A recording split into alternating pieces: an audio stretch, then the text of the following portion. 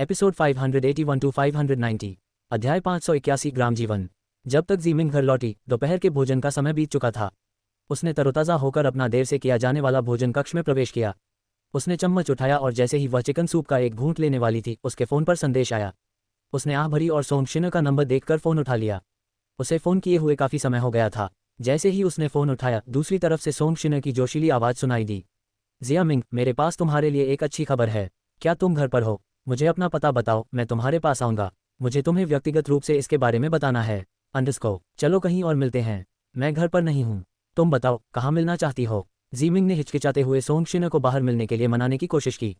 उसकी आवाज़ सुनकर सोमशिन समझ गई कि कुछ अच्छी बात होगी, इसलिए वह उसे मना नहीं कर सकी और उसका मूड खराब नहीं कर सकी।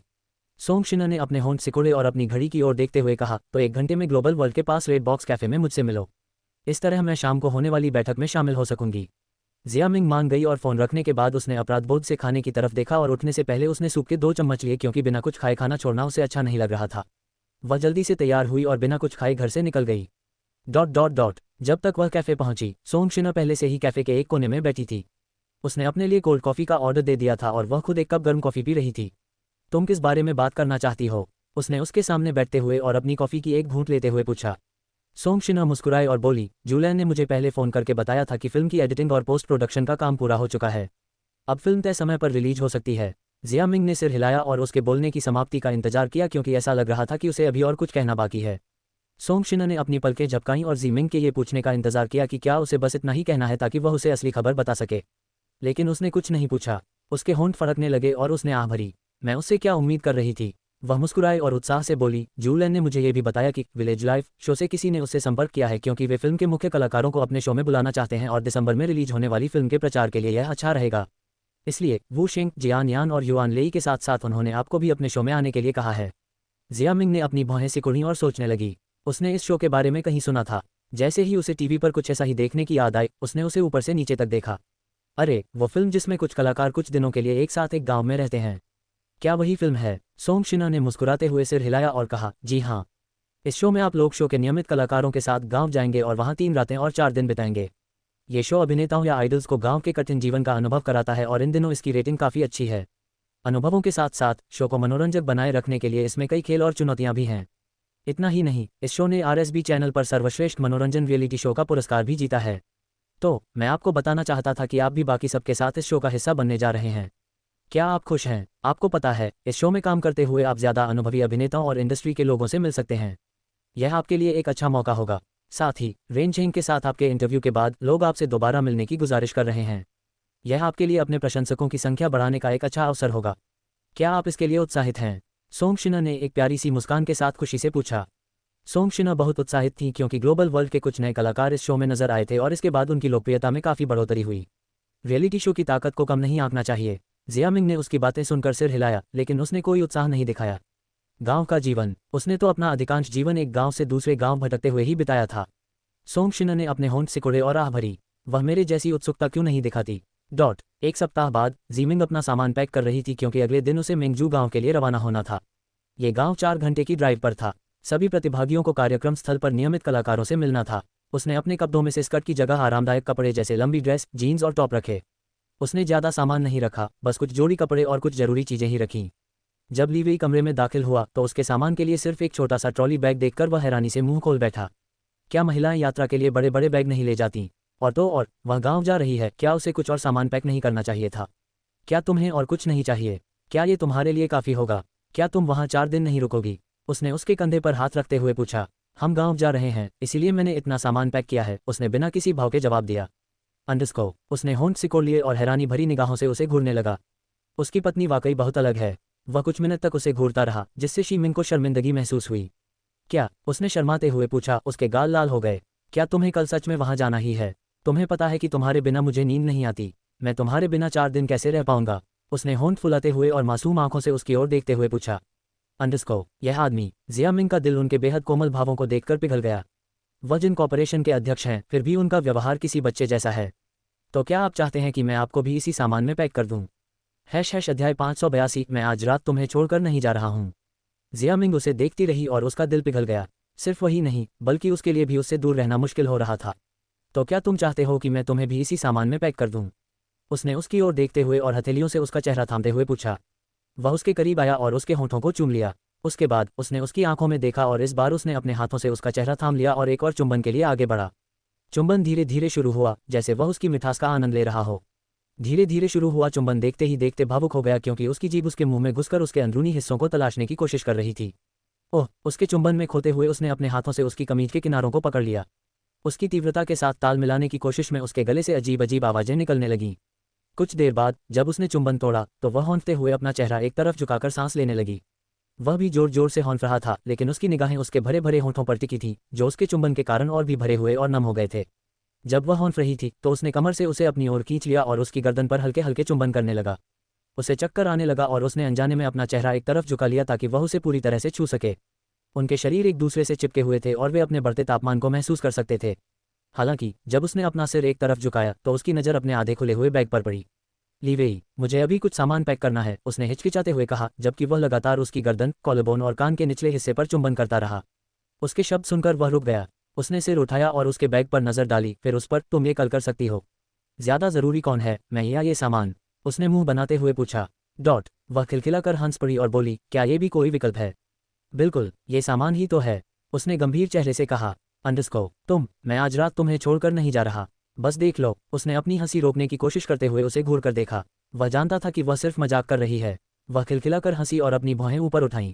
उसने अपने होंठ सिकुड़े और झुककर उसके कानों में फुसफुसाते हुए कहा, मैं इंतजार कर रही हूँ, ये देखने के लिए कि तुम मुझे क्या दिखाना चाहते हो। उसने अपने होंठ सिकोड़ लिए और लार निगल ली। आमतौर पर वह बहुत शांत और शालीन रहती है, लेकिन जब भी वह इस तरह व्यवहार करती है उसका दिल मानो फट जाएगा।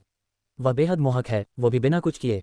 उसने गहरी सांस ली और अपने होंठ उसके होंठों से लगा दिए, जिससे अचानक हुई इस आक्रामकता के कारण वह सिसक उठी। वह अचंभित थी, लेकिन हंसने से खुद को रोक नहीं पाई। उसकी प्रतिक्रियाएं हमेशा ही हद से ज्यादा होती हैं। देखते ही देखते सामान का थैला जमीन पर पड़ा था। बेचारा थैला और ज़ीमिंग बिस्तर पर थी। लीवेई उसके ऊपर था। वह उसे बेतहाशा चूम रहा था और उसके कंधों और कमर को सहला रहा था, कभी कभी उन्हें दबाता था जिससे वह सिसकियां भरती थी। जब उसने अपना बायां घुटना उठाकर उसके पैरों के बीच रखा और कभी कभी उसकी जांघों के भीतरी हिस्से को सहलाया तो उसका शरीर कांप उठा। उसे अपने पैरों के बीच कुछ गर्म सा महसूस हुआ। उसने एक आरामदायक पोशाक पहन रखी थी जो अस्त व्यस्त थी और ऊपर उठी हुई थी, जिससे उसके गोरे चिकने पैर दिखाई दे रहे थे। जल्द ही उनके कपड़े भी बैग के साथ जमीन पर गिर गए और वे केवल अपने अंतर्वस्त्रों में ही रह गए। लीवेई ने ब्रा के ऊपर से ही अपने स्तनों को हाथों से ढक लिया और उन्हें सहलाने लगी, जिससे उसे कपकपी महसूस हुई। उसे अपने कान के पास उसकी झुलसा देने वाली सांस महसूस हो रही थी, जिससे वह उत्सुकतावश चादरें कसकर पकड़ रही थी। उसने उसकी ब्रा का हुक खोलकर उसे फेंक दिया, जो उसके कपड़े के साथ जमीन पर जा गिरी। उसकी खूबसूरत चोटियों को देखकर उसकी आंखें चमक उठीं और उसके चेहरे पर आई लाली उसे और भी मोहक बना रही थी। उसने गहरी सांस ली और उसके एक स्तन को अपने मुंह में ले लिया, जबकि दूसरे स्तन को अपने हाथ से सहलाने लगा। वह उसके स्तन को अपने मुंह में लेकर चूसता और चाटता रहा, साथ ही दूसरे स्तन को चुटकी काटता और सहलाता रहा। वह आनंद से चीखने लगी। जब वे पहली बार अंतरंग हुए थे तो वह अपने व्यवहार और इस तरह रोने पर शर्मिंदा थी, लेकिन इस आदमी ने उसे इतना सहज बना दिया कि अब उसे बिल्कुल भी शर्म नहीं आती। उसकी मीठी मीठी बातों के कारण वह खुलकर अपनी भावनाओं को व्यक्त करने लगी है। पहले वह अपनी भावनाओं और गुस्से को इतना नियंत्रित करती थी कि यह उसे घुटन महसूस कराने लगा था, लेकिन उनकी वजह से वह खुद का एक बेहतर रूप बन गई हैं। उन्होंने अपने बुरे अतीत को भुलाया नहीं है, बल्कि खुलकर अपनी भावनाएं व्यक्त करना शुरू कर दिया है और अब वह पहले की तरह घबराती और शर्मिंदा नहीं होती। वह किसी और बात के बारे में सोच रही थी कि तभी उसने अचानक उसकी नाभि पर काट लिया, जिससे वह दर्द से चीख पड़ी। उसके बाद जब उसने उस जगह को चाटा जहां उसने उसे काटा था तो उसका शरीर कांप उठा और धीरे धीरे उसका हाथ नीचे की ओर बढ़ते हुए उसके गीले गुप्तांग को छू गया। जब उसने अपनी उंगलियों से उसकी जांघ के भीतरी हिस्से पर गोलाकार आकृतियां बनाना शुरू किया तो वह उत्सुकता से भर उठी। अगले ही पल उसने उसके शरीर पर मौजूद आखिरी वस्त्र भी उतार दिया और अपनी उंगलियों से उसके गुप्तांगों की मालिश करने लगा। उसने अपना सिर उठाया और उसके होठों पर चुंबन किया, साथ ही अपनी उंगली उसके अंदर डाल दी। सुनकर वह चीख पड़ी, लेकिन चुंबन के दौरान उसने उसकी सिसकी को दबा लिया। उसका शरीर कांप रहा था क्योंकि उसने उसकी बांह को कसकर पकड़ रखा था। उसके नाखून उसकी त्वचा में धंस रहे थे क्योंकि वह अपनी उंगली को अंदर बाहर कर रहा था। उसके चेहरे पर पसीने की बूंदें आने लगी क्योंकि वह उसके द्वारा दिए जा रहे एहसास का आनंद ले रही थी। चरम सुख प्राप्त करते समय उसका शरीर कांप उठा और वह सिसक उठी। चरम सुख के दौरान उसने अपनी उंगलियों की गति बढ़ा दी ताकि उसका चरम सुख और भी तीव्र हो जाए। जब उसका काम खत्म हो गया तो वह थककर बिस्तर पर लेट गई। लीवेई मुस्कुराई और उसकी पीठ सहलाते हुए उसकी नाक पर धीरे से चुंबन किया। अध्याय 583 उसके चेहरे पर ध्यान केंद्रित करें। चरम सुख से उबरने के बाद असली काम शुरू करने का समय आ गया था। लीवेई ने कॉन्डोम पहना और उसके पैरों के बीच खुद को स्थापित किया। उसने गहरी सांस ली और चादर को कसकर पकड़ लिया। वह उसकी फीनिक्स जैसी आंखों में देखता रहा और उत्साह से उसके चेहरे के भाव गहरे हो गए। उसने अपने लिंग के सिरे से उसके गुप्तांग को छुआ, जिससे वह कांप उठी और उसकी इस चंचल हरकत पर उसने उसे घूर कर देखा। जब वह उसे घूर रही थी तब उसने अपने होंठ सिकुड़े और खुद को उसके अंदर घुसा दिया। इस पर वह चीख पड़ी, लेकिन कुछ क्षणों बाद उसका शरीर आराम करने लगा और उसकी चीख सुखद आहों में बदल गई। कमरे में त्वचा के टकराने की आवाज़ें गूंज रही थीं, वह रो रही थी और उसका नाम चिल्ला रही थी, जो उसके लिए ऊर्जा बढ़ाने जैसा था। उसने अपनी गति बढ़ा दी और जब दोनों एक साथ चरम सुख पर पहुंचे तो उनके शरीर कांप उठे। कुछ देर बाद ली वेई ने समय देखा तो सुबह के 3 बज चुके थे। उसने शीमिंग की ओर देखा जो थक चुकी थी और सो रही थी। उसने आह भरी और एक गीला तौलिया लाकर उसका शरीर पोंछा और उसे नए पजामा पहना दिए। नहाने के बाद वह उसके बगल में लेट गया और उसे अपनी बाहों में उठाकर उससे प्यार से लिपट गया। मेरी मिंग, उसने धीरे से कहा और उसके माथे पर एक चुंबन देकर उसके बगल में सो गया। अगली सुबह शीमिंग कंपनी की गाड़ी में सोंग शिनर के साथ गांव के लिए निकल पड़ी। हालांकि लीवेई ने उसे छोड़ने की जिद की थी, लेकिन सोंग शिनर असहज महसूस कर रही थी क्योंकि उसे डर था कि कोई लीवेई को देख न ले। इसके अलावा वह नहीं चाहती थी कि लीवेई उसकी वजह से अपने काम को नज़रअंदाज करे। कार की यात्रा लंबी और थका देने वाली थी। सुबह जल्दी निकलने के कारण वे 11 बजे तक कार्यक्रम स्थल पर पहुंचे। उनके शरीर में असहनीय दर्द हो रहा था, लेकिन यात्रा के दौरान सोने के कारण उन्हें पहले से बेहतर महसूस हो रहा था। जब वह उस जगह पहुंची जहां उन्हें 3 रात और 4 दिन रुकना था तो वह आश्चर्यचकित रह गई। जैसे ही वह उस विशाल घर के सामने खड़ी हुई जहां उन्हें ठहरना था, चारों ओर अफरा तफरी मच गई क्योंकि लोग तालियां बजाने लगे और खुशी से उसका स्वागत करने लगे। कार में सोंग शिना ने पहले ही उसे बताया था कि घर के आंगन में प्रवेश करते ही शो के कलाकार उसका स्वागत करेंगे। कैमरे चालू रहेंगे क्योंकि वे मेहमानों की स्वाभाविक प्रतिक्रिया को रिकॉर्ड करना चाहते हैं। लेकिन ये भी उसके लिए बहुत ज्यादा था। जिया मिंग, गांव के जीवन में आपका स्वागत है। शीमिंग, दुष्ट महारानी, धिक्कार है, वह इतनी खूबसूरत क्यों है?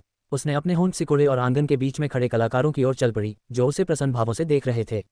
कैमरा क्रू उनके सामने बैठा था, जबकि कुछ कैमरामैन आंगन के चारों ओर तैनात थे, जिससे बड़ा आंगन छोटा लग रहा था। वह मुस्कुराए और बाकी कलाकारों की ओर बढ़ी, उनसे विनम्रतापूर्वक अभिवादन किया और कैमरे की ओर देखते हुए अपना परिचय दिया। सब कुछ थोड़ा अजीब था, लेकिन बाकी कलाकारों ने उसे इस अपरिचित माहौल में ढलने में मदद की। सोंग शिना ने उन सब के बारे में उसे जानकारी दी थी, इसलिए वह उन सबको जानती थी। चश्मा पहने हुए और समूह का नेतृत्व कर रहे व्यक्ति इस शो के मुख्य होस्ट सन वेन थे। उनके बगल में जून खड़े थे, जो एक बॉय ग्रुप के सदस्य हैं और शो के नियमित कलाकारों में से एक हैं। वह पूरे नियमित कलाकारों में सबसे सुंदर हैं। उनके बगल में किनबी नाम की एक लड़की खड़ी थी, जो एक अभिनेत्री भी हैं। वहाँ 2 अन्य पुरुष सदस्य भी थे और दोनों सन वेन की तरह ही मजाकिया स्वभाव के थे। सभी को नमस्कार करने के बाद उसकी नज़र युआन लेई पर पड़ी, जो कोने में खड़ी थी, या यूं कहें कि उसके आने के बाद से उसे अलग थलग छोड़ दिया गया था। वह कलाकारों से अपना परिचय देने में इतनी व्यस्त थी कि उसने ध्यान ही नहीं दिया कि युआन लेई पहले से ही वहाँ मौजूद थी। वुशेंग और जियान यान अभी तक नहीं पहुंचे थे और अब तक केवल 2 ही लोग पहुंचे थे। जिया मिंग, ये तुम्हारा पहला रियलिटी शो है ना? सन वेन ने उसकी ओर ध्यान देते हुए पूछा। जिया मिंग अचानक से चौंक गया, लेकिन उसने सिर हिलाकर कहा, हाँ। यह मेरे लिए थोड़ा अजीब और अपरिचित है, लेकिन मुझे उम्मीद है कि आप मेरा ख्याल रखेंगे। जिया मिंग जानती है कि कैमरा चालू है और उसका हर शब्द और हर हरकत रिकॉर्ड हो रही है। क्योंकि यह एक रियलिटी शो है, इसलिए कैमरा हर समय चालू रहेगा और ज़रूरत पड़ने पर ही बंद होगा। जिया मिंग, क्या तुम बता सकती हो कि तुम कौन से मेकअप प्रोडक्ट्स इस्तेमाल करती हो? या तुमने अपने चेहरे पर कोई ट्रीटमेंट करवाया है? तुम्हारी त्वचा इतनी गोरी और मुलायम कैसे है? किनबी ने उसका चेहरा छूते हुए उसकी तारीफ की। जिया मिंग ने हंसते हुए कहा, मैं कोई ट्रीटमेंट नहीं करवाती और मेकअप की बात करें तो शूटिंग के दौरान ही इसका इस्तेमाल करती हूँ, वरना मैं मेकअप करना पसंद नहीं करती। तो आज तुमने मेकअप किया है ना? किनबी ने उत्सुकता से पूछा। उसकी त्वचा इतनी बेदाग लग रही थी कि किनबी को लगा कि उसने नो मेकअप लुक अपनाया है। हालांकि यह नो मेकअप लुक है, फिर भी इसमें मेकअप की ज़रूरत तो होती ही है। अरे, मैंने नहीं किया। मुझे लगा कि चूंकि हम गाँव जा रहे हैं, इसलिए मेकअप करना ज़रूरी नहीं है। मैंने सिर्फ मॉइस्चराइजर और लिपस्टिक लगाई है। क्या मुझे मेकअप करने की ज़रूरत है? किनबी अवाक रह गई। उसने मेकअप नहीं किया है, फिर भी वह इतनी खूबसूरत क्यों दिख रही है? शो की प्रोड्यूसर, जो कैमरा क्रू के साथ जमीन पर बैठी थी, भी हैरान रह गईं। उन्होंने मेकअप नहीं किया था, फिर भी वह बेहद खूबसूरत लग रही थी। उसके चेहरे पर फोकस करो, उसने कैमरामैन से कहा ताकि वे दिखा सके कि एक ऐसी अभिनेत्री है जो बिना मेकअप के भी शूटिंग पर आने का आत्मविश्वास रखती है। कैमरामैन भी थोड़ा हैरान रह गया क्योंकि जूम करने के बाद भी वह बेहद खूबसूरत लग रही थी और उसकी त्वचा साफ और जवां थी। कुछ अभिनेत्रियां जो चेहरे पर ढेर सारा पाउडर और मेकअप लगाती हैं, जूम करने के बाद कैमरे पर उनकी त्वचा चिपचिपी सी दिखती है। सन वेन ने पीडी की प्रतिक्रिया देखी और शीमिंग की ओर मुड़कर कहा, शीमिंग, इतना मेकअप लगाने के बाद भी तुम्हारी त्वचा वाकई बहुत अच्छी लग रही है। मैंने सुना था कि पीरियड फिल्मों में भारी और नाटकीय मेकअप का इस्तेमाल किया जाता है, लेकिन पोस्टर में तुम्हें देखकर मैं कह सकती हूँ कि तुमने अपने किरदार को बखूबी निभाया है। किनबी ने उत्साह से शीमिंग की ओर देखा और कहा, मैंने भी उन्हें पोस्टर में देखा था। उनका मेकअप ही नहीं, बल्कि हेयर स्टाइल भी बहुत अनोखा और खूबसूरत था। बिल्कुल असली लग रहा था। शीमिंग, कृपया इसके बाद मुझे अपने स्टाइलिस्ट का नंबर दे दीजिए, मैं अपने अगले प्रोजेक्ट के लिए उन्हें ही हायर करना चाहती हूँ। उन्होंने शीमिंग के फिल्म में लुक की तारीफ करते हुए ये टिप्पणी की। उनकी बातें सुनकर युआन लेई के होंठ फड़कने लगे। वह मुख्य अभिनेत्री थी, फिर भी सब लोग सारा ध्यान ज़ीमिंग पर ही केंद्रित कर रहे थे। जब से वह आई थी, अपने किरदार के बारे में कुछ सवालों के जवाब देने के अलावा वह बस वहीं खड़ी थी, मानो कोई उसे जानता ही न हो। इतने बड़े प्रोडक्शन वाली फिल्म में यह उसका पहला मुख्य किरदार था, फिर भी ध्यान आकर्षित करने के बजाय उसे मुख्य अभिनेत्री के तौर पर नीचा दिखाया जा रहा था। अध्याय 584 क्या तुम दोनों के बीच कुछ चल रहा है? जिया मिंग ने किन बी को घूर कर देखा और अपने होंठ सिकोड़ लिए। असल में मेरा मेकअप मैंने खुद किया था। ये सुनकर किन बी का मुंह खुला और बंद हो गया, वह अवाक रह गई। उसने सोचा था कि शी मिंग को मेकअप करना पसंद नहीं है क्योंकि उसे अभी ठीक से मेकअप करना नहीं आता। आखिरकार वह इस इंडस्ट्री में नहीं है और कुछ लोगों को पेशेवर तरीके से मेकअप करना नहीं आता। लेकिन उसने कहा कि उसने फिल्म में अपने किरदार के लिए मेकअप किया था। उसने पोस्टर देखे थे और शी मिंग के लुक से वह बेहद प्रभावित हुई थी, खासकर उसके हेयर स्टाइल से। और बालों के स्टाइल के बारे में क्या, इसे किसी स्टाइलिस्ट ने ही बनाया होगा, है ना? वो भी मैंने खुद किया है, जी मिंग ने हिचकिचाते हुए कहा। उसे अपनी तारीफ करने में असहजता महसूस होती थी, खासकर किन बी जैसे लोगों के सामने जो इस तरह की तीखी प्रतिक्रिया देते हैं। लेकिन आखिर यह एक शो ही तो है। कैमरामैन ने किन बी पर ध्यान केंद्रित किया और उनके हैरान करने वाले भावों को रिकॉर्ड किया। हाँ, अपना मेकअप खुद करना कोई बड़ी बात नहीं है, हर कोई ऐसा करता है। युआन लेई ने किन बी की ओर मुस्कुराते हुए टिप्पणी की। किन बी अपनी बाहें उठाती है और महसूस करती है कि वह भी वहां मौजूद है। युआन लेई, क्या तुमने फिल्म के लिए अपना मेकअप भी किया था? किन बी ने उत्सुकता से पूछा। युआन लेई ने अपने होंठ सिकोड़ते हुए जवाब दिया, नहीं, मेरा मेकअप स्टाइलिस्ट ने किया था। आखिर मैं मुख्य अभिनेत्री हूं, इसलिए मुझे एक स्टाइलिस्ट मुहैया कराया गया था। युआन लेई के रवैये से थोड़ी झुंझलाहट महसूस करते हुए किन बी ने अपने होंठ सिकोड़ लिए। हालांकि वह इंडस्ट्री में ज़्यादा मशहूर नहीं है और इसी शो की वजह से उसे लोकप्रियता मिली है, लेकिन युआन लेई किस तरह का इंसान है, ये बताने के लिए उसके पास पर्याप्त अनुभव है। ये बताने की ज़रूरत नहीं थी कि ऐसा इसलिए है क्योंकि वह मुख्य अभिनेत्री है। वह बस उन्हें याद दिलाना चाह रही थी कि वह मुख्य अभिनेत्री है, जीमिंग नहीं।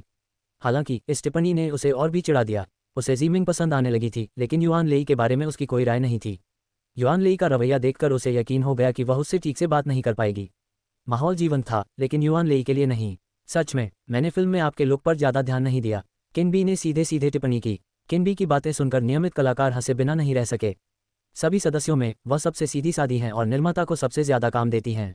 इसी वजह से उन्हें प्रशंसकों से दोनों तरह की प्रतिक्रियाएं मिलती हैं, नकारात्मक और सकारात्मक।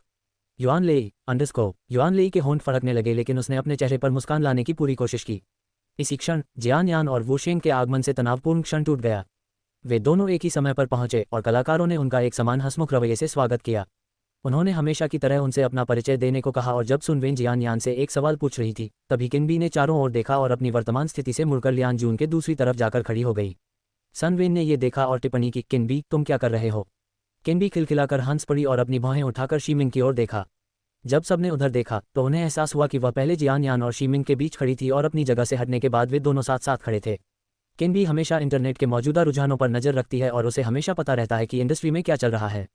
वह न केवल शीमिंग के हालिया विवाद के बारे में जानती है, बल्कि जियान यान और शीमिंग के बीच उनके प्रशंसकों द्वारा बनाई गई जोड़ी के बारे में भी जानती है। वह सिर्फ उन्हें चिढ़ाना चाहती थी और इससे उनके प्रशंसकों को भी खुशी मिल सकती है। लियान जून समझ गई कि वह उन दोनों के बीच संबंध बनाने की कोशिश कर रही है और उसने कहा, वाह, तुम दोनों साथ में बहुत अच्छे लग रहे हो। सनवेन को भी उन्हें चिढ़ाने का मौका मिल गया जब उसने जियान यान से पूछा, क्या तुम दोनों के बीच कुछ चल रहा है? उसने मजाक में पूछा, लेकिन जियान यान ने अपने होंठ सिकोड़ लिए और बस मुस्कुरा दी। जिया मिंग ने अजीब सी मुस्कान दी और जियान यान के इस सवाल का खंडन करने का इंतजार कर रही थी, लेकिन उसे आश्चर्य हुआ कि उसने कुछ नहीं कहा और बस मुस्कुरा दिया। इसका अर्थ क्या है? जियान यान का रवैया देखकर वुशेंग ने अपनी बाहें उठाईं और हल्के से उपहास किया। क्या वह शी मिंग और उसके बीच अफवाहें फैलाने की कोशिश कर रहा है? नहीं, हमारे बीच कुछ भी नहीं है। भला हमारे बीच कुछ हो भी कैसे सकता है? जियान यान तो एक बड़ी स्टार है, जबकि मैं तो अभी नहीं हूँ। शीमिंग ने बीच में टोकते हुए अजीब सी हंसी हंसते हुए इनकार में हाथ हिलाए। जियान यान ने अपने थोड़े गंभीर भावों के साथ शीमिंग की ओर देखा और उत्तर दिया, हाँ, उसने जो कहा वह सही है। उसने आगे कोई स्पष्टीकरण नहीं दिया और शीमिंग की बात का समर्थन करते हुए कहा कि वह सही है। लेकिन इससे दूसरों की गलतफहमियां और बढ़ गईं। शो के लिए बढ़िया कंटेंट मिलने पर प्रोड्यूसर ने शरारती मुस्कान बिखेरी। जियान यान पहले से ही खासकर महिला दर्शकों के बीच लोकप्रिय हैं और शीमिंग ने भी महिला और पुरुष दोनों दर्शकों का ध्यान आकर्षित किया है। उनकी जोड़ी की वजह से यह एपिसोड धमाकेदार होने वाला है। परिचय के बाद उन्हें थोड़ा आराम करने का समय मिला। जीमिंग ने चारों ओर देखा और पक्की ईंटों और लकड़ी के तख्तों से बने विशाल घर को देखकर आश्चर्यचकित रह गया। सामने का आंगन बड़ा था और हरियाली से भरा हुआ था। पीछे के आंगन में एक कुआं भी था। वह हैरान थी क्योंकि उसने ये सब चीजें अपने पिछले जन्म में देखी थीं, लेकिन इस दुनिया में इन्हें देखकर वह अचंभित रह गई। भले ही ग्रामीण इलाका अब काफ़ी विकसित हो चुका है, फिर भी उन्हें शूटिंग के लिए इतनी प्रामाणिक जगह मिल गई। ये निर्माता जगहें ढूंढने में वाकई बहुत मेहनत करते हैं। वह उस जगह की खूबसूरती निहारने में इतनी मग्न थी कि भूल ही गई कि कैमरा अभी भी चल रहा है। युआन लेई को एयर कंडीशनर या वाटर प्यूरीफायर जैसी इलेक्ट्रॉनिक सुविधाओं की कमी से चिढ़ थी, वहीं शीमिंग को परिचित वातावरण में आराम और खुशी महसूस हो रही थी। वह जगह का भ्रमण करते समय लगातार मुस्कुरा रही थी। दूसरी ओर युआन लेई खुद को शांत रखने की पूरी कोशिश कर रही थी और यहाँ आने के अपने फैसले पर पहले से ही पछता रही थी। कुछ देर बाद सनवेन ने सबको आंगन में इकट्ठा किया और कहा, चूंकि हम सब यहाँ हैं तो हमें खाना खाना चाहिए, है ना? दोपहर के 2 बज चुके हैं और हमें अपना दोपहर का खाना खुद बनाना होगा। चूंकि यह हमारा पहला भोजन है, इसलिए उन्होंने हमें पहले भोजन की सामग्री तो दे दी है, लेकिन हमें खाना पकाना तो पड़ेगा ही। अध्याय 585। क्या आपको लगता है कि हम आपकी बातों पर विश्वास करेंगे? युआन लेई का चेहरा गंभीर हो गया जब उसने सुना कि उन्हें अपना दोपहर का खाना खुद बनाना पड़ेगा। दोपहर के 2 बज चुके थे और उसे हिरनी जैसी भूख लगी थी, लेकिन उन्हें अपना दोपहर का खाना खुद ही बनाना था। उसने सोचा था कि कम से कम उन्हें दिन का पहला भोजन तो दे ही देंगे, लेकिन वह गलत थी। उसके पास खाने के लिए भी कुछ नहीं है। उनके बैग की तलाशी ली गई है क्योंकि उन्हें अपने साथ कोई भी नाश्ता लाने से मना किया गया था। उनके फ़ोन क्रू ने ले लिए हैं और वे पुलिस विभाग से अनुमति लेने के बाद ही कॉल कर सकते हैं। सनवेन की बात सुनकर ज़ीमिंग ने सिर हिलाया क्योंकि उसे पहले से ही इसकी उम्मीद थी। वह काफ़ी समय से इस शो को देख रही थी और उनके काम से वाकिफ थी। वे घर के पिछवाड़े की ओर चले गए जो चौड़ा था और उसके बीच में एक लंबी लकड़ी की मेज थी जिस पर अन्य आवश्यक बर्तन और सामग्रियां रखी थीं और एक तरफ ईंटों से बना एक पारंपरिक चूल्हा था जिसमें आग जलाने के लिए लकड़ियों का इस्तेमाल किया जाना था। मुख्य कलाकार तो इसके आदी थे, लेकिन बाकी लोग खाना पकाने के लिए पारंपरिक चूल्हे को देखकर थोड़ा हैरान रह गए। उन्हें खाना पकाने के लिए खुद आग जलानी पड़ती है और यही सबसे मुश्किल काम है। क्या आप में से किसी को खाना बनाना आता है? किनबी ने बर्तन सजाते हुए बड़ी लकड़ी की मेज पर बैठते हुए पूछा। किसी के कुछ कहने से पहले ही युआन लेई बोल पड़ी, शीमिंग खाना बनाना जानती है। असल में वह अकेले ही 10 से ज़्यादा लोगों के लिए दोपहर का खाना बना सकती है। यहाँ तक कि हमारी कार्यशाला के दौरान भी उसने ही सबके लिए रात का खाना बनाया था। उसने जल्दी से यह बात इसलिए कही ताकि उसे कोई काम न सौंपा जाए। सभी ने आश्चर्य से ज़ीमिंग की ओर देखा। सच में आपको खाना बनाना आता है? सनवेन ने उत्सुकता से पूछा। जियामिंग ने इससे इनकार नहीं किया और सिर हिलाते हुए कहा, हाँ, मुझे खाना पकाने के बारे में थोड़ी बहुत जानकारी है। अंत में शीमिंग को खाना बनाने का काम सौंपा गया क्योंकि उनमें से केवल वही खाना बनाना जानती थी। लियान जून ने भी उसकी मदद करने का फैसला किया क्योंकि वह भी खाना बनाना जानता था। नियमित कलाकारों में से केवल उसी को खाना बनाने का थोड़ा बहुत हुनर आता था, जबकि अन्य लोगों ने खाना पकाने की तैयारी करके उनकी मदद करने का फैसला किया। किनबी और वो शेंग सब्जियां काट रहे थे, जियान्यान अंडे फेंट रही थी और सनवेन बर्तन धो रही थी। किनबी आलू छील रही थी। तभी उसने देखा कि युआन लेई अपने नाखून तेज करते हुए बाकी दोनों सदस्यों से बातें कर रही है। उसने होंठ सिकोड़कर कहा, युआन लेई, तुम वहाँ क्या कर रही हो? किसी ने तुम्हें कोई काम नहीं दिया। अगर तुम खाली हो तो आओ और मेरे साथ ये आलू काट लो। युआन लेई ने अपने होंठ सिकोड़े और किनबी के आदेश देने के तरीके से चिढ़ महसूस की, लेकिन उसने अपने शब्दों को निगलने का विकल्प चुना और एक बनावटी मुस्कान के साथ उसके पास जाकर आलू काटने लगी। तुम क्या कर रही हो? क्या तुम्हें आलू छीलना भी नहीं आता? तुम अपने नाखून तो बहुत अच्छे से संवार रही थी, लेकिन यह आसान सा काम भी नहीं कर सकती। किनबी की बातों पर सब लोग हंस पड़े क्योंकि उनकी टिप्पणियां हमेशा सीधी और हास्यपूर्ण होती हैं। युआन लेई के होंठ फड़फड़ाए, लेकिन जब सब लोग हंसने लगे तो उसके पास भी हंसने के अलावा कोई चारा नहीं था। लियान जून को पारंपरिक चूल्हे से जूझते देख ज़ीमिंग ने आह भरी। पहले तो वह आग जलाना चाहती थी, लेकिन उसने जोर देकर कहा कि यह पुरुषों का काम है और उसे ही करना चाहिए। उसने सोचा कि चूंकि वह इससे परिचित नहीं है, इसलिए शायद वह इसे न कर पाए। वह पिछले 15 मिनट से संघर्ष कर रहा था। जियामिंग, ये वही कटी हुई प्याज है जो तुमने मांगी थी। अभी तक आग भी नहीं जली है। वुशेंग ने लियान जून को चूल्हे से जूझते हुए देखकर पूछा। धूल से उसका चेहरा सना हुआ था, लेकिन अभी तक आग जली ही नहीं थी। उसने आह भरी और कहा, उठो। जियामिंग ने लियान जून को जबरदस्ती उठाया और वह उसकी जगह बैठ गई। उसने पाइप लिया और उस पर हवा फूंकते हुए साथ ही पंखे से हवा भी दी ताकि आग जल उठे। यह इस तरह से शुरू नहीं होगा। मैं आपको बता रहा हूं कि इस तरह से यह काम नहीं करेगा। ऐसा नहीं होगा। लियान जून शीमिंग को ऐसा करने से रोकने की कोशिश कर रहा था क्योंकि वह इस तरह से आग नहीं जला पाएगी, लेकिन जब शी ने उसकी जगह ली और कुछ ही क्षणों में आग लग गई तो उसकी आंखें चौड़ी हो गईं। सभी सदस्य भी आश्चर्यचकित थे क्योंकि अब तक यह एक रिकॉर्ड था कि कोई भी अतिथि 15 मिनट से कम समय में आग नहीं लगा पाया था, लेकिन उसे आग लगाने में 5 मिनट भी नहीं लगे। सभी ने उसके लिए तालियां बजाईं, लेकिन उसे इतनी आसानी से खाना बनाते देख वे और भी हैरान रह गए। कैमरामैन ने उस पर फोकस करते हुए उसके खाना बनाने की पूरी प्रक्रिया को रिकॉर्ड किया। जब खाना लंबी मेज पर परोसा गया तो सभी लोग आश्चर्यचकित रह गए क्योंकि सामग्री पर्याप्त नहीं थी और वे केवल 2-3 साधारण व्यंजनों की उम्मीद कर रहे थे, लेकिन शीमिंग ने उपलब्ध सामग्री से कम 5 प्रकार के व्यंजन बनाए। यहाँ तक कि कैमरा क्रू भी व्यंजनों की सुंदरता देखकर ललचा गया। उन्होंने अपने शॉट लेने के लिए व्यंजनों पर ध्यान केंद्रित किया और उसके बाद सभी लोग एक साथ बैठकर शीमिंग द्वारा बनाए गए भोजन का स्वाद चखा। क्या ये सचमुच भुनी हुई सब्जियां हैं? ये इतनी स्वादिष्ट क्यों हैं? किनबी ने ज़ीमिंग की ओर देखते हुए सवाल किया। यह मांसाहारी व्यंजन भी बहुत अलग है। ज़ीमिंग, क्या तुमने इसमें कुछ अलग इस्तेमाल किया है? सनवेन ने पूछा, क्योंकि व्यंजन तो सामान्य चीनी व्यंजन थे जिन्हें वे कई बार खा चुके थे, लेकिन उनका स्वाद ज़्यादा ताज़ा और लजीज था।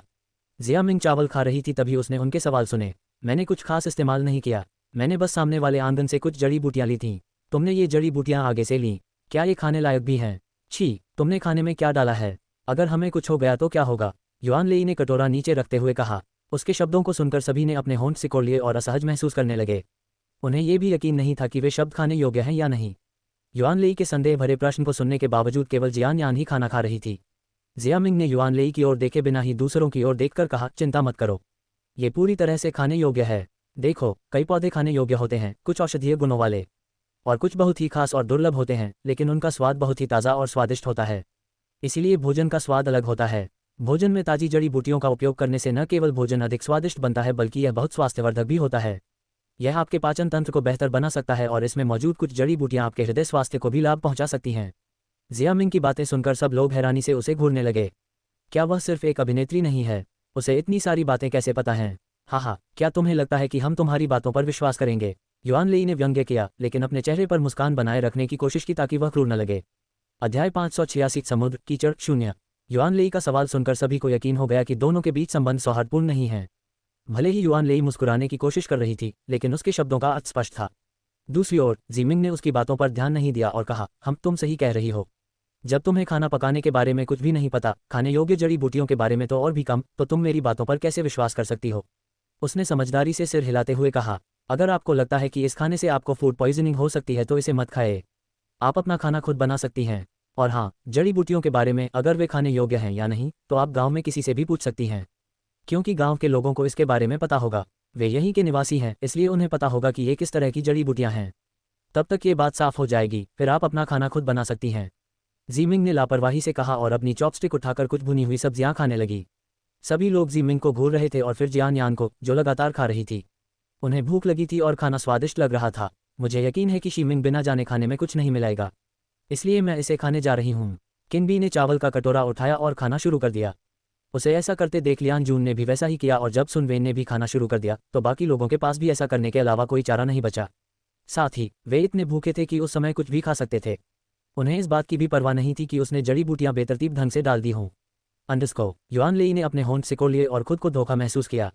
वे सब उसे छोड़कर चले गए और खाना खाने लगे, जबकि वह भूखी निगाहों से उन्हें देखती रही। 5 मिनट तक उन्हें घूरने के बाद आखिरकार उसने भी अपना कटोरा उठा लिया। खाते समय उसने यथासंभव चुप रहने की कोशिश की। जियामिंग ने उसकी हरकतें देखी और उसके होठों पर व्यंग्यात्मक मुस्कान आ गई।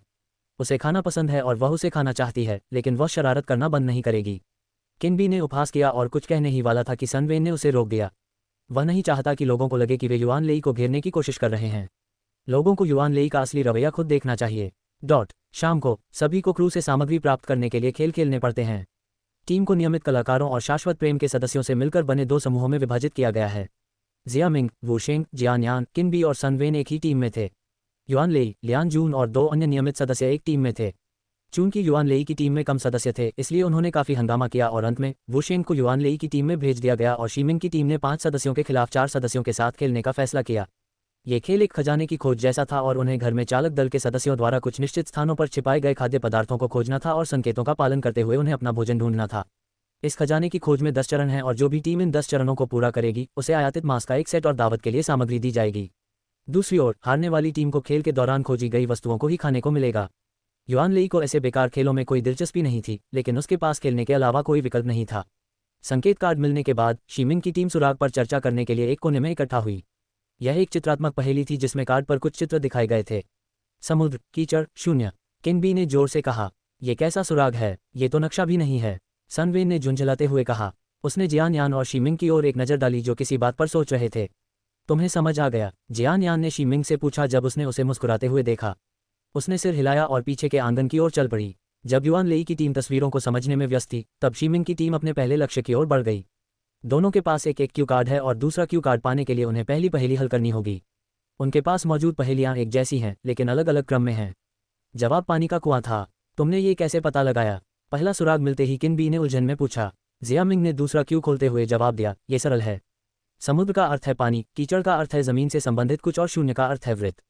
पूरे घर में ये कुआं ही एकमात्र ऐसी चीज है जिसमें ये तीनों चीजें समाहित हैं। किनबी ने सिर हिलाया और जियान यान की ओर देखकर कहा, तुम्हें भी ये पता था, है ना? जियान यान ने सिर हिलाकर कहा, यह इतना मुश्किल भी नहीं था। किनबी सनवेन जब उन्हें संकेत कार्ड दिए गए तो वे बिल्कुल निराश हुए थे, जबकि इन दोनों ने कुछ ही मिनटों में सही उत्तर दे दिया।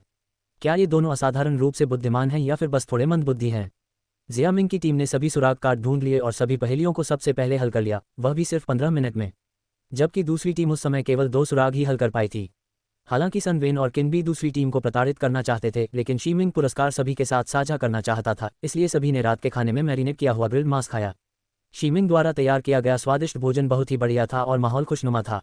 इस उपन्यास को webnovel.com पर पढ़ें, स्पेस हटा दें। यदि आप इसे कहीं और पढ़ रहे हैं तो यह उपन्यास पायरेटेड है। मूल लेखक का समर्थन करें, चोरों का नहीं। सादर कामलिन ... उसके बाद सभी सोने की तैयारी कर रहे थे और लड़कियों को एक कमरे में जबकि लड़कों को दूसरे कमरे में सोना था। जब युआन लेई और किन भी कमरे में सो गए तो शीमिंग घर से बाहर निकला और आंगन में टहल रहा था। वह इधर उधर घूम रही थी क्योंकि लीवेई के बिना उसे नींद नहीं आ रही थी। तुम अभी तक सोए नहीं? पीछे से एक मर्दाना आवाज़ सुनकर वह चौंक गई। वह मुड़ी और जियान यान को वहाँ कैजुअल टी शर्ट और काले रंग के पजामा पहने खड़ा देखकर आश्चर्यचकित रह गई। उसने एक ऐसा पायजामा भी पहन रखा था जो उसे रात की ठंडी हवा से नहीं बचा रहा था। नवंबर शुरू होने वाला है और मौसम पहले से ही सर्द हो गया है। हालांकि दिन में उतनी ठंड नहीं थी, लेकिन रात की हवाएं विशेष रूप से ठंडी थीं। मैं टहलने आई थी। लेकिन तुम यहाँ क्या कर रहे हो? उसने अपनी बाहों को मलते हुए उसकी ओर बढ़ते हुए पूछा। उसने उसकी तरफ देखा और ठंड से कांपती हुई उसे देखकर अपने होंठ सिकोड़ लिए। उसे यह एहसास हुआ कि उसने भी जैकेट नहीं पहनी है, तो उसने अपने दांत भींच लिए। बाहर इतनी ठंड है तो तुम रात में पतले कपड़े पहनकर यहाँ क्यों घूम रहे हो? उसने चिंता से पूछा। उसके हाथ कांप रहे थे। वह उसे गले लगाना चाहता था, लेकिन वह अपनी सीमा जानता था। वह उसके सामने खड़ा होकर अपनी जटिल निगाहों से उसे घूर रहा था। आंगन में बत्तियां जल रही थीं, इसलिए वहां इतना अंधेरा था। घर में लगे कैमरे बंद थे, लेकिन उसे इस बात की जानकारी नहीं थी कि आंगन में भी एक कैमरा लगा हुआ है। अध्याय 587। ये क्या बकवास है ज़ीमिंग? जियान यान के साथ बाहर अकेले रहने पर जियामिंग को असहज महसूस हो रहा था। उसने होंठ सिकोड़कर कहा, तुम सही कह रही हो, यहाँ ठंड है, हमें वापस चलना चाहिए। वह जाने के लिए मुड़ी, लेकिन उसके शब्द सुनकर उसके कदम रुक गए। वुयान। जियामिंग रुक गई और उसकी ओर मुड़कर देखने लगी। उसे उसके शब्द समझ नहीं आ रहे थे। उसके चेहरे पर कोमलता आ गई और उसने कहा, मेरा असली नाम वुयान है। मैं बस आपको यही बताना चाहता था। उसने उम्मीद भरी निगाहों से उसकी ओर देखते हुए ये कहा। जियामिंग ने हैरानी से उसकी ओर देखते हुए अपनी पलकें झपकाईं, फिर अजीब सी हंसी हंसते हुए बोली, अरे मुझे पता है कि तुम्हारा असली नाम वुयान है। श्रीमती वू ने पिछली बार मॉल में हमारी मुलाकात के दौरान मुझे बताया था। यह एक प्यारा नाम है, उसने मुस्कुराते हुए कहा और घर के अंदर चली गई। जियान यान के जाने के बाद उसकी मुस्कान गायब हो गई। उसकी प्रतिक्रिया देखकर उसके चेहरे पर उदासी छा गई। उसने उसे अपना नाम इस उम्मीद में बताया था कि शायद वह कोई प्रतिक्रिया देगी या उसे पहचान लेगी, लेकिन अंत में उसकी सारी उम्मीदें तब टूट गईं जब उसने कहा कि वह उसका असली नाम तो जानती है, लेकिन फिर भी उसे नहीं पता कि वह कौन है। लगता है मैं ही अकेला था जिसने हमारी पहली मुलाकात के बारे में इतना सोचा। खुद पर हंसी का पात्र बनने की बात सोचकर वह मुस्कुराया। उसे याद करके उसकी आंखों से एक आंसू बह गया, क्योंकि उसने उसे ढूंढने के लिए बहुत समय लगाया था, या शायद अगर वह मशहूर हो जाए तो वह उसे पहचान लेगी। लेकिन अंत में उसे तो वह याद भी नहीं है। जब शीमिंग अपने कमरे में वापस आई तो वह अपना चेहरा धो रही थी, तभी उसे कुछ याद आया। उसने आईने में देखा और बुदबुदाई, वुयान, ये नाम इतना जाना पहचाना क्यों लग रहा है? तारानकन तारानकन तारानकन तारानकन। जी राजवंश। जी चेंग मंत्रियों से बातचीत करने और बैठकों में भाग लेने में व्यस्त थे, क्योंकि उन्होंने कई पत्नियां रखने की लंबे समय से चली आ रही परंपरा को समाप्त करने का फैसला किया था। उसके पास झाओमिंग के साथ समय बिताने का भी समय नहीं था और वह पिछले 2 दिनों से अध्ययन कक्ष में ही बैठा था ताकि झाओमिंग की नींद में खलल न पड़े, क्योंकि कभी कभी उसे देर रात तक काम करना पड़ता था। झाओमिंग अतिथि कक्ष में थी क्योंकि आज दादी शुरेन आ रही थीं और उन्होंने दादी शुरेन के कमरे को तैयार करने का काम अपने हाथ में लिया था और सुबह से ही लूशी को काम करने के आदेश दे रही थीं। लूशी, दादी को किस तरह के फूल पसंद हैं? क्या आपको लगता है कि उन्हें वो साबुन पसंद आएगा जो मैंने उनके लिए खास तौर पर बनाया है? ओह, मैं बहुत घबरा रही हूँ। मैंने जी चेंग से सुना है कि महारानी भी दादी शुरेन से डरती हैं। मुझे आश्चर्य है कि वह मेरे साथ कैसा व्यवहार करेंगी। झाओमिंग घबराहट से अपने हाथों को गर्म महसूस करने लगी। लूशी के कान दुखने लगे थे। झाओमिंग घंटों से एक ही सवाल पूछ रहा था। लूशी को इस बात का डर नहीं था कि दादी शुरेन झाओमिंग के साथ कैसा व्यवहार करेंगी, लेकिन उसे दादी के प्रति झाओमिंग के रवैये की चिंता थी। उसे बस इस बात का डर था कि झाओमिंग कहीं दादा शुरेन को नाराज करने वाली कोई हरकत न कर दे। महारानी, महामहिम ने आपको महल के मुख्य कक्ष में बुलाया है। झाओमिंग ने अभी अभी आई नौकरानी को देखा और समझ गया कि दादी शुरेन जरूर आ गई होंगी, क्योंकि इससे पहले जी चेंग खुद दादी शुरेन को लाने के लिए महल से बाहर गया था। उसकी धड़कन तेज हो गई और वह थोड़ी घबरा गई। वेंजू के साथ उसके रिश्ते पहले से ही अच्छे नहीं थे, इसीलिए वह दादी शुरेन को लेकर चिंतित थी। अल्पविराम। मुख्य हॉल में जी चेंग अपनी शाही कुर्सी पर बैठे थे, जबकि वेंजू से भी बड़ी एक विशेष शाही कुर्सी तैयार की गई थी, जिस पर एक मजबूत कदकाठी और झुर्रियों वाले चेहरे वाली महिला बैठी थी। उसके कुछ बाल सफ़ेद थे, लेकिन उसकी आभा इतनी प्रबल थी कि उसे नज़रअंदाज करना मुश्किल था। झाओमिंग ने अपने होंठ सिकोड़ लिए क्योंकि उसे माहौल थोड़ा डरावना लग रहा था। सभी मंत्री दादी शुरेन का स्वागत करने के लिए हॉल में मौजूद थे। उनमें से अधिकतर उस नाटक को देखने आए थे जिसका वे बेसब्री से इंतजार कर रहे थे। तुम यहाँ हो, चलो मैं तुम्हें दादी शुरेन से मिलवाता हूँ। जब जी चेंग ने झाओमिंग को धीमी गति से चलते देखा और उसके हाव भाव से यह स्पष्ट हो गया कि वह घबराई हुई है, तो उसने कहा। उसने उसे इस हालत में पहली बार देखा था। झाओमिंग ने अपने होंठ सिकोड़े और जी चेंग के पीछे पीछे चली गई, जो दादी से परिचय कराने के लिए विशेष रूप से अपनी सीट से नीचे उतरा था।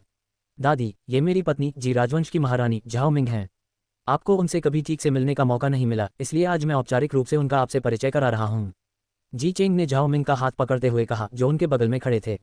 दादी शुरेन को नमस्कार। झाओ मिंग मुस्कुराए और उन्हें प्रणाम करते हुए झुक गई। उसके हाथ सामने कसकर जुड़े हुए थे। जी चेंग उसे इतना विनम्र व्यवहार करते देख आश्चर्यचकित रह गया। दादी शुरेन ने झाओ मिंग को अपनी कठोर निगाहों से देखा और कुछ मिनटों की चुप्पी के बाद बोली, तो तुम ही हो जिसने वेंजू को एक सुनसान कमरे में भेजा था। उनका स्वर ठंडा और कठोर था। जी चेंग उसकी बातें सुनकर थोड़ा हैरान हुआ। अब तक उसने उसे कुछ नहीं बताया था और उसके शांत हो जाने के बाद उसे पूरी कहानी बताने की योजना बना रहा था। बिना बताए उसे इसके बारे में कैसे पता चल गया? इस उपन्यास को webnovel.com पर पढ़ें, स्पेस हटा दें। यदि आप इसे कहीं और पढ़ रहे हैं तो यह उपन्यास पायरेटेड है। मूल लेखक का समर्थन करें, चोरों का नहीं। सादर कामलिन अंडरस्को। झाओ मिंग का दिल उसकी बातें सुनकर बैठ गया। हॉल में सभी सदस्य उत्सुकता भरी निगाहों से उन्हें देख रहे थे। वे देखना चाहते थे कि दादी शुरेन किस तरह शी मिंग की शक्ति को नष्ट करती हैं। मैंने नहीं किया, मैंने। झाओ मिंग उसकी इस हरकत को देखकर हैरान रह गया। न जाने क्यों उसकी आवाज़ गले से नहीं निकल पा रही थी। ये जी मिंग, ये क्या बकवास है? तुम कायरों की तरह क्यों बर्ताव कर रही हो? उसने अपने निचले होंठ को दबाया और दादी शुरेन के सामने ऐसा व्यवहार करने के लिए मन ही मन खुद को फटकारा। जी चेंग ने अपने होंठ सिकुड़ते हुए समझाने की कोशिश की, दादी, ये झाओ मिंग की वजह से नहीं था। यह फैसला मैंने लिया था। झाओ मिंग का इसमें कोई हाथ नहीं है। नहीं दादी, ये सब मेरी वजह से ही हुआ है। जी चेंग ने यह फैसला मुझे और महारानी के रूप में मेरी गरिमा को बचाने के लिए लिया था। अगर आप मुझे सजा देना चाहती हैं। झाओ मिंग ने जी चेंग की बात काटते हुए दृढ़ता से अपने शब्द कहे। बहुत अच्छा। अध्याय 588। बहुत बढ़िया। झाओ मिंग नहीं चाहता कि जी चेंग को दादी शुरेन से डांट पड़े। साथ ही उसने वेंजू को सजा के तौर पर एक सुनसान कमरे में भेजने का फैसला किया है। इसीलिए उसने शुरेन को यह समझाने की कोशिश की, लेकिन इससे पहले कि वह अपनी बात पूरी कर पाती, किसी ने उसकी बात काटते हुए कहा, बहुत बढ़िया। उसने अपना सिर उठाया और देखा कि ये दादी शुरेन हैं। अंडरस्को। उसके शब्दों को सुनकर वह दंग रह गई। क्या वह व्यंग्य कर रही थी या केवल उसकी प्रशंसा कर रही थी? इसी तरह जी चेंग भी हैरान था। उसे शुरेन के ऐसे व्यवहार की उम्मीद नहीं थी। आखिरकार उसने न केवल महारानी को निलंबित किया, बल्कि उसे एकांत कक्ष में भी भेज दिया। आखिरकार वेंजू उसकी माँ है और उसे उम्मीद थी कि दादी शुरेन उसे इसके लिए डांटेगी। शादी के बाद दादी शुरेन पहली बार महल में आई थी और उसे चिंता थी कि क्या वह झाओ मिंग के साथ अच्छे से घुल मिल पाएंगी या नहीं। दादी शुरेन ने प्रसन्न भाव से जी चेंग की ओर देखा और कहा, तुमने वेंजू के साथ जो किया वह अच्छा है। लोगों को ये दिखाना जरूरी है कि जी राजवंश की महारानी का अपमान करने की किसी को भी अनुमति नहीं है, चाहे वह आम नागरिक हो या महारानी माँ। और तुम? वह झाओ मिंग की ओर मुड़ी और उसी ठंडे चेहरे से उसे देखने लगी, लेकिन उसके होंठ उसके भावों से कुछ अलग ही कह रहे थे। मुझे लगा था कि तुम अपनी जिम्मेदारी से बच जाओगे और सारा दोष जी चेंग पर डाल दोगे, लेकिन मुझे खुशी है कि तुमने हालात और मुझसे डरकर सच नहीं बोला। मुझे तुम्हारा ये रवैया पसंद आया। अब मुझे समझ में आया कि भाई ने आपको जी चेंग की पत्नी और जी राजवंश की महारानी क्यों चुना। आप हर समय उनके पीछे छिपने वाली नहीं हैं। एक महारानी को ऐसा ही होना चाहिए, उन्होंने दिवंगत सम्राट के बारे में बात करते हुए कहा। अंडरस्को। शुरेन के मुंह से तारीफें सुनकर झाओ मिंग दंग रह गई। उसे इसकी बिल्कुल भी उम्मीद नहीं थी। क्या ये सच है? सभा में मौजूद मंत्री भी दादी शुरेन की प्रशंसा सुनकर स्तब्ध रह गए। वे सभी आज झाओ मिंग के पतन के लिए तैयार थे। कोमा से जागने के बाद से उसमें बहुत बदलाव आ गया है। इसी वजह से उन्होंने देखा है कि जी चेंग उसकी ओर और भी आकर्षित होता जा रहा है। हाल ही में उसके सभी निर्णय झाओ मिंग से प्रभावित हैं और वह वे सभी काम कर रहा है जो उसने पहले कभी नहीं किए थे। कुछ लोगों को चिंता थी कि झाओ मिंग ने जादू या किसी अन्य चीज़ का इस्तेमाल करके जी चेंग को अपने जाल में फंसा लिया होगा ताकि वह आंख बंद करके उसका अनुसरण करे। इसीलिए वे उम्मीद कर रहे थे कि दादी शुरेन झाओ मिंग से निपटेंगी, क्योंकि वेंजू को निलंबित कर दिया गया है और अब केवल वही उससे निपट सकती हैं। हालांकि दादी शुरेन को झाओ मिंग की तारीफों में लिप्त देखकर उनकी सारी उम्मीदें टूट गईं। इस उपन्यास को webnovel.com पर पढ़ें, स्पेस हटा दें। यदि आप इसे कहीं और पढ़ रहे हैं तो यह उपन्यास पायरेटेड है। मूल लेखक का समर्थन करें, चोरों का नहीं। सादर कामलिन। झाओ मिंग हैरान और खुश दोनों थी। आखिरकार किसी ने तो वेंजू के साथ जो हुआ उसके लिए उसकी तारीफ की। क्या यह एक नए गठबंधन की शुरुआत है? दादी शुरेन को प्रणाम करने के बाद झाओ मिंग जी चेंग के बगल में अपनी शाही कुर्सी पर बैठ गईं। शुरेन का स्वागत करने के लिए बहुत से लोग उत्सुक थे, क्योंकि वह इतने लंबे समय बाद महल में आई थी और आखिरकार वह जी परिवार की बेटी थी। भले ही वह उपपत्नी की बेटी थी, लेकिन सम्राट ने उन्हें अपनी सगी बहन की तरह माना था। इसीलिए महल में उसकी प्रतिष्ठा वेंजू से कहीं अधिक है। अदालत की कार्यवाही जल्द ही समाप्त हो गई, क्योंकि जी चेंग ने घोषणा की कि दादी शुरेन लंबी यात्रा से थक गई होंगी और परसों दादी शुरेन के स्वागत के लिए एक भोज आयोजित किया जाएगा और उस भोज में सभी लोग उनका उचित अभिवादन कर सकेंगे। इसके बाद झाओ मिंग दादी शुरेन को उनके उस कक्ष में ले गई जो उन्होंने विशेष रूप से तैयार किया था। वह उसके पीछे खड़ी थी और घबराई हुई लग रही थी, जबकि शुरेन कमरे में चारों ओर देख रही थी। जी चेंग उसके बगल में खड़ा था और उसके घबराए हुए भावों को देखकर उसे हंसी आ रही थी। कमरे को सजाने के लिए आड़ू रंग के पर्दे, उनसे मेल खाती चादरें, एक भव्य झूमर और कई तरह की पेंटिंग का इस्तेमाल किया गया है। आमतौर पर महल में सब कुछ लाल और सुनहरे रंग का होता है, लेकिन इस संयोजन से कमरा अंधेरा लगता है और सूरज की रोशनी अंदर नहीं आ पाती। हालांकि कमरे में हल्के रंगों का इस्तेमाल इसे आंखों को अधिक सुकून देने वाला और ताजगी भरा बनाता है। साथ ही कमरे को सजाने के लिए इस्तेमाल की गई सभी पेंटिंग्स बहुत हल्की और रंगीन हैं। उन्होंने कमरे को सुगंधित और सुंदर बनाने के लिए हर कोने में फूलदान रखे हैं। दादी, आपको व्यवस्थाएं कैसी लगीं? झाओमिंग ने उत्सुकता भरी निगाहों से शुरेन की ओर देखते हुए घबराकर पूछा। दादी शुरेन ने उसे मनोरंजक ढंग से देखा और मुस्कुराते हुए सिर हिलाते हुए कहा, यह मेरी उम्मीदों से कहीं बेहतर है। तुमने इस कमरे को सजाया है। झाओमिंग ने एक खुश पिल्ले की तरह बार बार सिर हिलाया। लूशे अंडरस्को जी चेंग अंडरस्को उसके इस तरह के व्यवहार को देखकर वे सब अवाक रह गए। झाओमिंग को इस तरह व्यवहार करते देख लूशी के रोंगटे खड़े हो गए।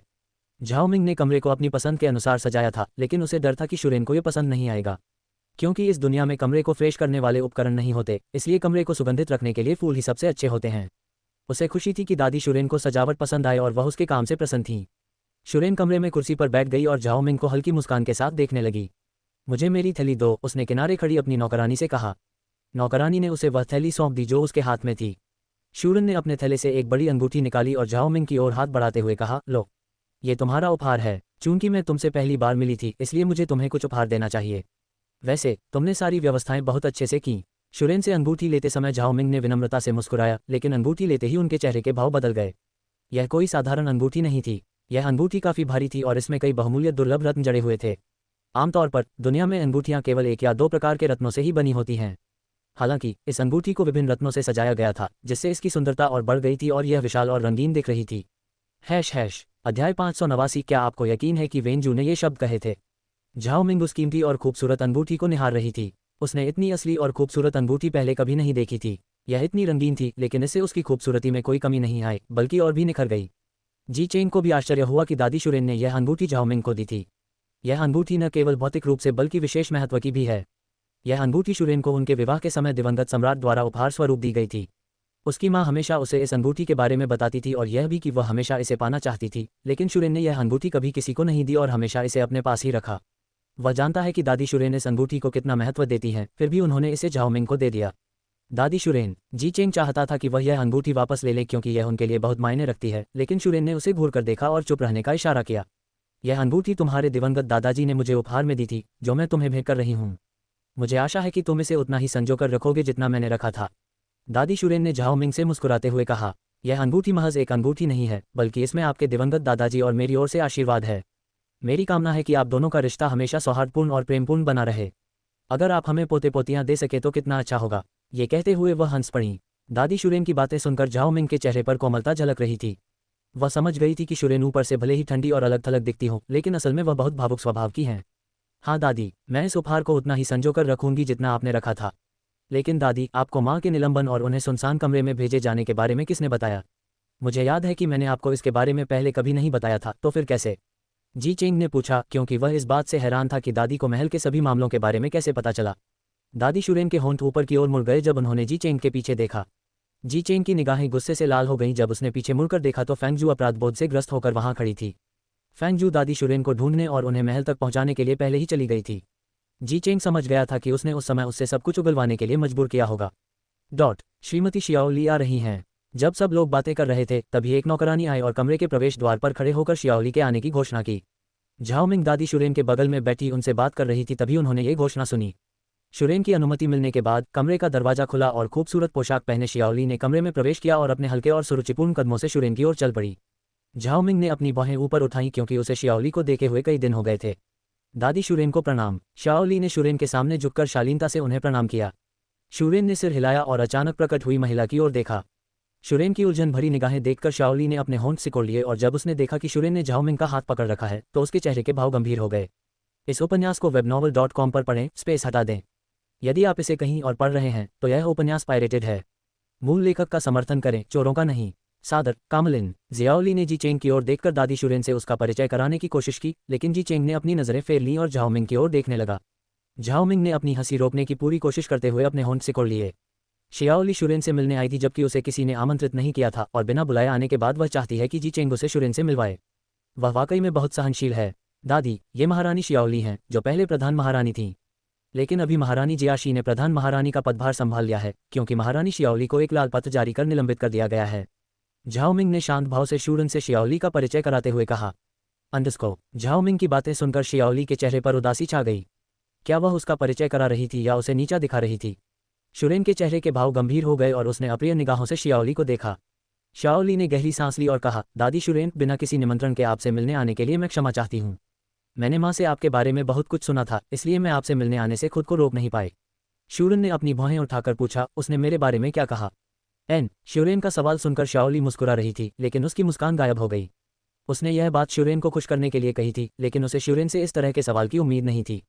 उसने अपने होंठ सिकोड़ लिए क्योंकि उसे याद आ गया कि वेंजू ने उसे दादी शूरेन के बारे में क्या बताया था। वेंजू ने शूरेन के बारे में हमेशा अच्छी बातें नहीं बल्कि बुरी बातें ही कही थीं।